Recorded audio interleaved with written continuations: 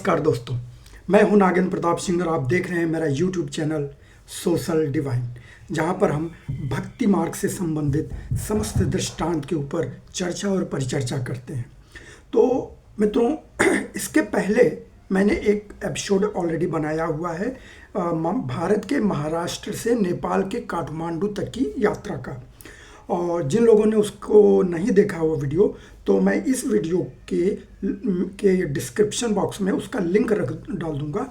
वहाँ पे जाकर आप देख सकते हैं। और आपके लिए वो देखना इसलिए ज़रूरी है कि भारत के महाराष्ट्र राज्य से नेपाल के काठमांडू शहर तक पहुंचने में किन किन मार्गों का सहारा लिया जा सकता है और कितना खर्च हो सकता है, इसका सविस्तार वर्णन उसमें किया गया है। उसमें होटल्स के बारे में बताया गया है कि कहाँ कहाँ पर आप होटल ले सकते हैं और कहाँ आपको नहीं लेना चाहिए, अवॉइड करना चाहिए, मार्ग कैसा है, मार्ग में कितना समय लग सकता है। तो इसका विस्तारपूर्वक वर्णन किया गया है भारत से नेपाल यात्रा के एपिसोड नंबर 1 में।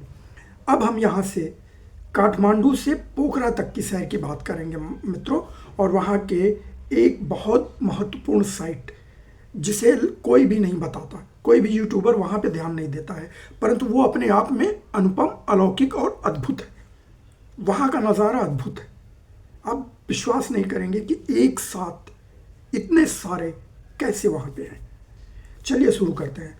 तो मित्रों, महाराष्ट्र राज्य से तो मैं तो अकेला ही गया था, परंतु वहाँ पे दिल्ली से मेरे एक मित्र, जिनका फ़ोटो मैं आपको दिखा रहा हूँ यहाँ पे, मिस्टर सतीश, ये मुझे ज्वाइन किए।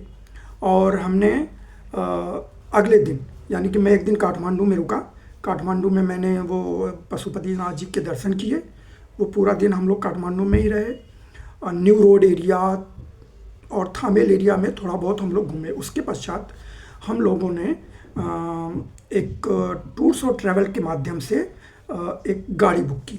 जी हाँ मित्रों, देखिए, घूमने के कई तरीके हो सकते हैं। एक तो आप पसीने से लथपथ होकर और परेशानी में और वाहन का इंतज़ार करते हुए, प्रतीक्षा करते हुए आप घूमें, उसमें आपका समय ज़्यादा व्यतीत होता है और जो आनंद आता है, जो घूमने फिरने का जो धर्माटन या पर्यटन का आनंद आता है, वो नहीं आता। ठीक है ना। तो हमने तय किया कि हम काठमांडू से ही गाड़ी बुक करेंगे और पूरा पोखरा घूमेंगे, और पोखरा घूमने से लेकर फिर हम वापस उसी गाड़ी से आएंगे। तो मित्रों, इसमें किसी ने 25,000 भारतीय रुपए की मांग की, किसी ने 20,000 भारतीय रुपए की मांग की, परंतु ये जो मेरे मित्र हैं सतीश जी, ये बड़े ही बातचीत करने में बड़े ही कुशल हैं और नेगोशिएशन बहुत अच्छा करते हैं। दिल्ली के हैं और दिल्ली के पास ही रहते हैं, तो नेगोशिएशन इनका बहुत अच्छा है और प्रेजेंस ऑफ माइंड भी इनका बहुत अच्छा है। तो मैं आगे दिखाऊंगा कि इन्होंने कैसे अपनी तस्वीरें खिंचवाई हैं। तो इन्होंने एक टूर्स और ट्रैवल से ऐसी बात की, और बातचीत में हमारा जो मामला था, काठमांडू से पोखरा जाना, वहाँ एक रात स्टे करना, फिर पोखरा घूमते हुए काठमांडू वापस आ जाना। इन सब चीज़ों के लिए उन्होंने 13,000 रुपये भारतीय रुपए में एक गाड़ी बुक कर ली। ठीक है। उस गाड़ी को लेकर जो ड्राइवर साहब आए थे, वो थे हमारे काजी भाई। काजी नाम से, आप इनका फ़ोटो मैं दिखा रहा हूँ, ये हैं काजी भाई। तो काजी नाम से आप विस्मित मत होइएगा, ये नेपाली हिंदू ही हैं। तो काजी भाई थे, काजी भाई लेकर आए, बड़े हंसमुख थे, और इन्होंने हमें करीब 6:40 से हम लोगों की यात्रा जो हुई वो शुरू हो गई। कहाँ से? काठमांडू से पोखरा जाने के लिए। ठीक है मित्रों, तो हम लोग सही समय पर यात्रा अपना शुरू किए, और करीब रास्ते की बहुत सारी खूबसूरत वादियों को देखते हुए, बड़े अच्छे अच्छे घर बने हुए थे, और उन घरों को देखने से ऐसा लग रहा था कि इन्होंने दिल से ये घर बनाए हैं। और जैसे आप जम्मू कश्मीर में आप जाते हैं, तो जम्मू कश्मीर में कितने अच्छे अच्छे घर बने रहते हैं, वो ट्रायंगल के आकार के, और ऊपर से नीचे तक देखने में ऐसे लगता है कि जैसे कि इसको मतलब किसी कलाकार ने अपनी कलाकृति के रूप में इसे बनाया हुआ है। उसी तरह जब आप काठमांडू से पोखरा की तरफ जाएंगे तो करीब 50 किलोमीटर आगे जाने के बाद वो घर शुरू हो जाते हैं। बड़े अच्छे लगते हैं, बहुत खूबसूरत लगते हैं, और ये यात्राएं इतनी अच्छे तरीके से कट जाती है कि आपको पता ही नहीं चलता। और एक बात और, रास्ते में ही आपके हिमालय के दर्शन होना शुरू हो जाते हैं। यदि आपकी किस्मत अच्छी है और धुंध नहीं है, बादल साफ है, आसमान साफ है, तो आपके हिमालय के दर्शन रास्तों में ही हो जाएंगे जी। उसकी अनुभूति आप प्राप्त कर लेंगे।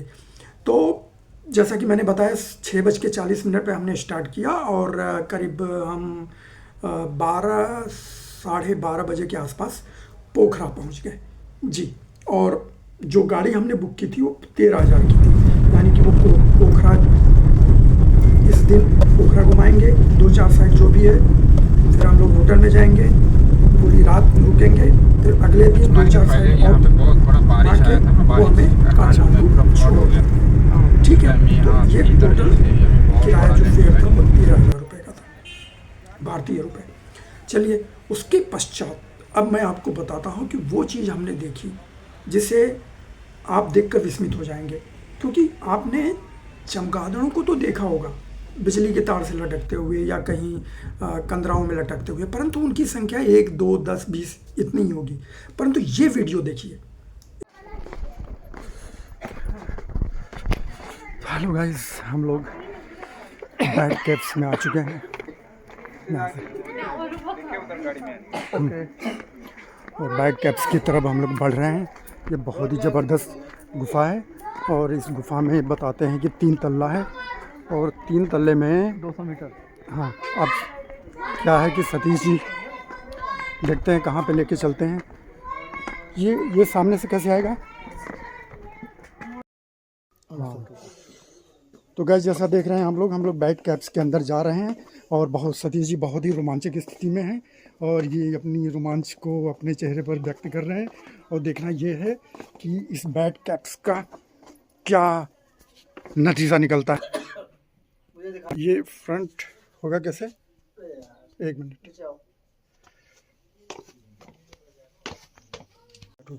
तो देख रहे हैं आप, ये सतीश जी अंदर गुफा में प्रवेश करते हुए, मैं इनके साथ चल रहा हूँ। अब देखना आगे ये कि मेरे मित्र कैसे गुफा के अंदर अच्छे तरीके से लेकर जाते हैं और अच्छे तरीके से बाहर आते हैं। ये बहुत ज़बरदस्त गुफा है, ये देखिए। ये तो पहाड़ों के बीच में बसा हुआ चमगादड़ों का शहर, जहाँ से हमें सतीश जी पीछे भी दिखाइए ताकि हम लोग चलें साथ में। ये देखिए क्या चमगादड़ उड़े दोस्तों, क्या आपको चमगादड़ दिख रहे हैं?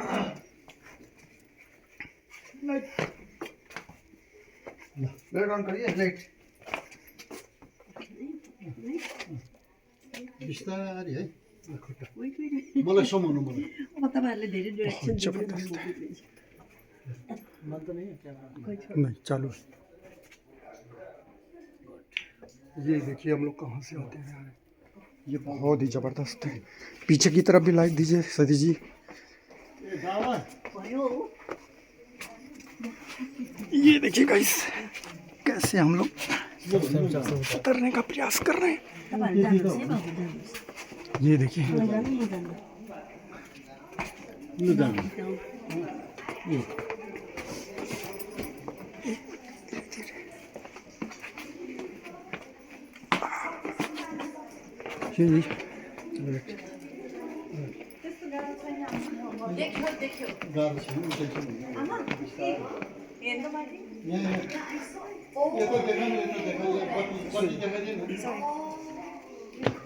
ऊपर लाइट ऊपर देखो। हाँ, यू आर वेलकम। ये देखिए चमगादड़ों का नया संसार, ये आपने कभी देखा नहीं होगा। इतना भयंकर मंजर, इतना खूबसूरत मंजर। ये चमगादड़ों का शहर है जिसमें लोग आ रहे हैं, और हम लोग भी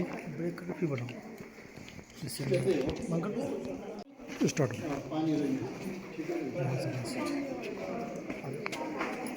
फिर से देखिए हम लोग आगे बढ़ रहे हैं, सतीश जी भी आगे आगे रास्ता दिखा रहे हैं।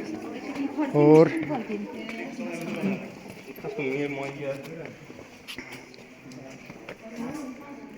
ये चमगादड़ों के शहर में हम लोग आ चुके हैं। नीचे दिखा, हाँ, इतने ज़बरदस्त चमगादड़।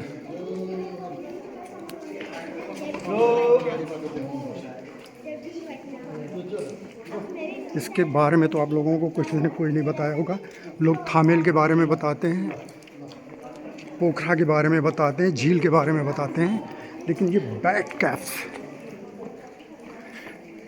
ये देखिए, आप इसे पढ़ सकते हैं।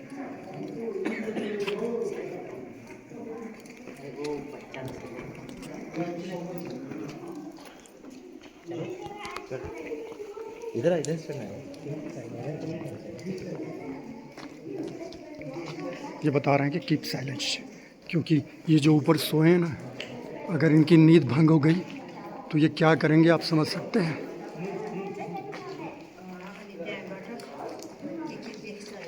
नींद इनके खलल नहीं होना चाहिए। ऊपर से पानी भी गिर रहा है और ज़बरदस्त है। सतीश जी आगे बढ़ चुके हैं।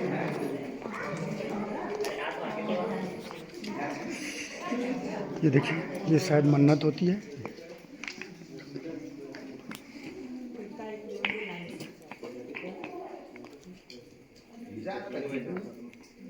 सतीश जी मन्नत को पूरा करते हुए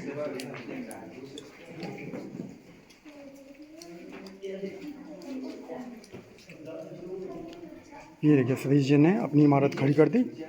और देखो पीछे पीछे पीछे देखो, पीछे कीप साइलेंस, कीप साइलेंस। लीजिए एक बार मेरा भी आप बना दें। मैं बनाने की कोशिश करता हूँ।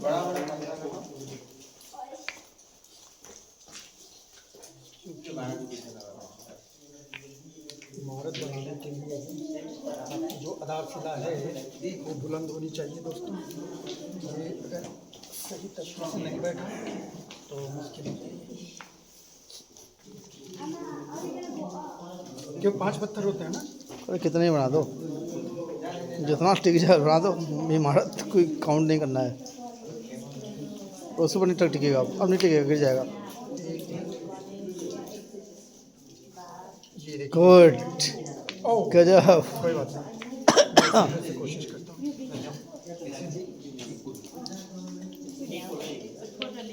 हाँ, ये हो गया,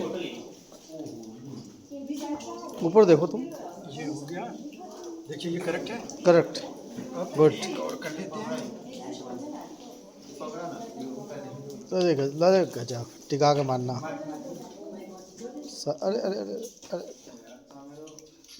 शाबाश, उठ जाओ। गुड।